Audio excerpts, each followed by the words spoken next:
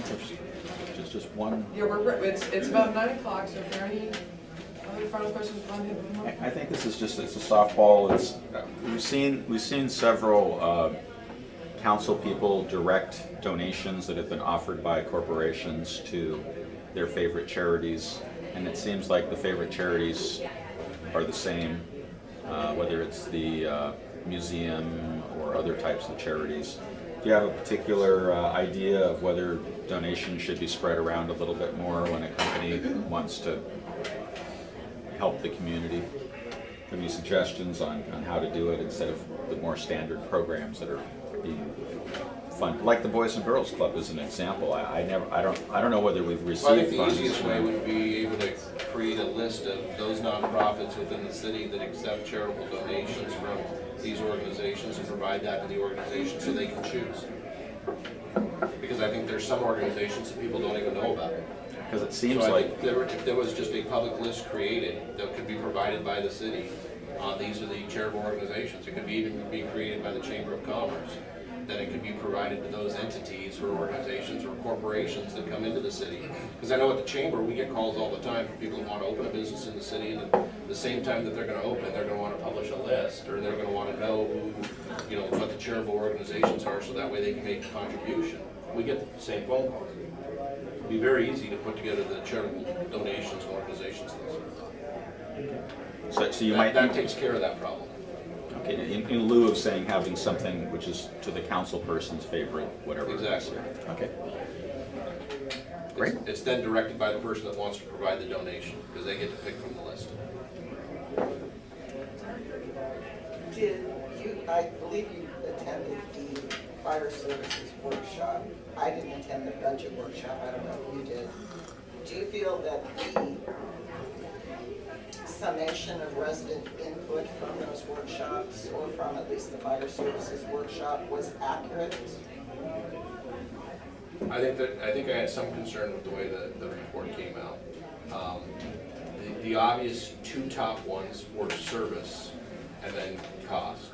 Local control was very low, and tradition and legacy wasn't even really discussed by anybody. The tables, from my understanding, we're supposed to rate all of them. Unfortunately, every single table didn't provide the rating the way that it could have.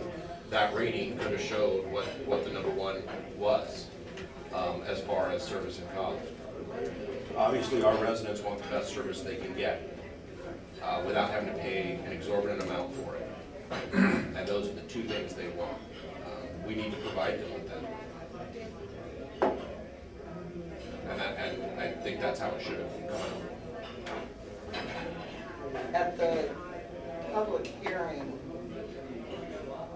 an independent audit was requested to go over the discrepancy in equipment. OCFA and LA County both said we had equipment they didn't even use. And the firefighters have stated there's deficiencies with the equipment. And yet fire management city staff say, oh no, the equipment's fine. And it was requested that an independent audit be done to clarify what the fact is, and that was voted, or I don't even know if that was given proper, I don't even know if there was a vote on that, it was kind of just dismissed. It was dismissed. Yeah. So your question is? Would you have supported an independent audit? I would have supported an independent audit that was recommended if I was sitting on council at that point. I think it was Councilman Siminoff that made that recommendation. He made that recommendation, in the last meeting.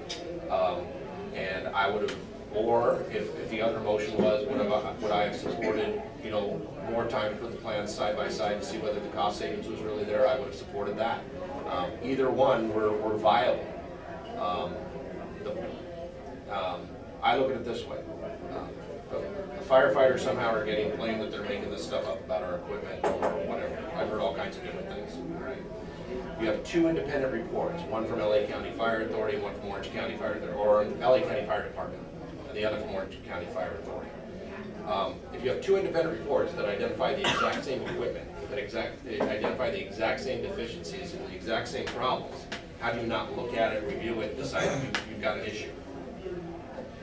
If it was only our fire association coming forward saying, hey, we have these problems, and somehow somebody found a way to dismiss that, you know, which can happen, you know, would I still want to look at it? Sure, but would it does it cause me greater concern that I've got 2 independents plus a fire association saying, hey, we have problems? So now I've got 3 people that are all identifying the same issues.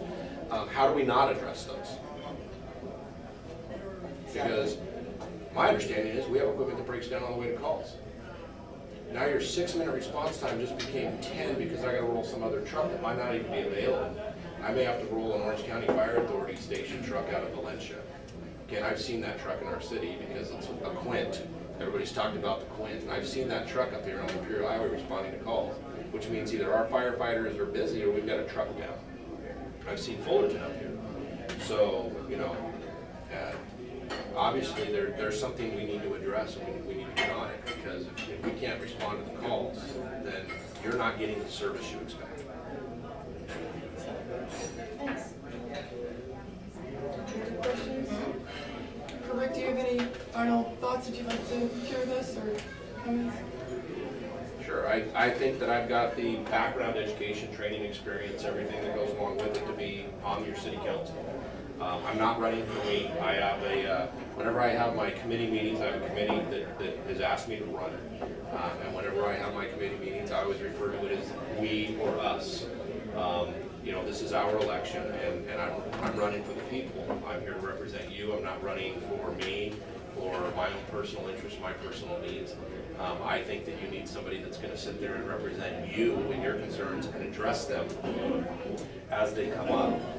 I look at it this way: for every 1 person that stands at the podium and talks in front of council, there are at least 10 out there, or maybe 100, that either thought it, spoke it to somebody else, or have it in their mind. It's sort of that customer service issue. You have 1 dissatisfied customer, you probably have 100 lost sales, because for everybody that spoke it. So behind that person, there are at least some people that are out there having the same feeling, and you keep multiplying that out. And we need to address that, we need to be aware of that, and we need to respond to the citizens and get back to them, even if it's later, you know. So I do think that I'm that person for you. If I had a systemic in mind last a moment ago, before you asked to make final comments, could I ask you one last question? No, I promise it'll be my last. A number of years ago, the issue of term limits was brought up. Could I ask what your position is on term limits? Are you for, against? And if you are for, I'd like for you to state your reason for. And if you're against, I'd like for you to give us your reasons as to why you're against. Well, it's a double-edged sword. Okay. I like term limits, but is there an issue with it? There can be. Because it's hard to replace experience. And when you have people with the experience, the understanding, and the knowledge, and that ability to get the job done, you know, they're vital to the organization, and they're vital to sit in the seat. Term limits are really set for the people that become, you know, kind of the one that's getting nothing done, and people want to get them replaced. So it is a double-edged sword. Do I like term limits? Absolutely. Do I think that there's a benefit to not having it? You know, that there is, but is that person performing the way you expect them to? Term limits are there so you can get, you know, you phase out the people that, you know, get too comfortable in a spot. You know, what would our term limit look like? You know, if we had it, would it be an 8 or a 12? I don't know.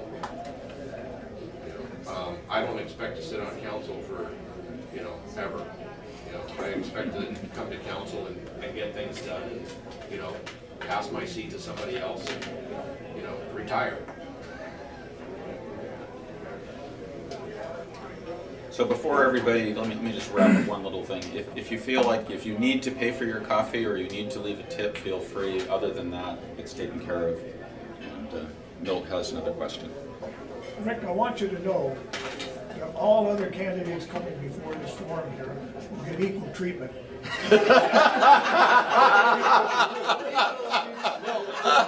Just make sure your questions are one sentence and one issue. And that speaks volume. That's a good comment. Because if you would have let me answer your question, I don't support glass No, crosswalk. I agree.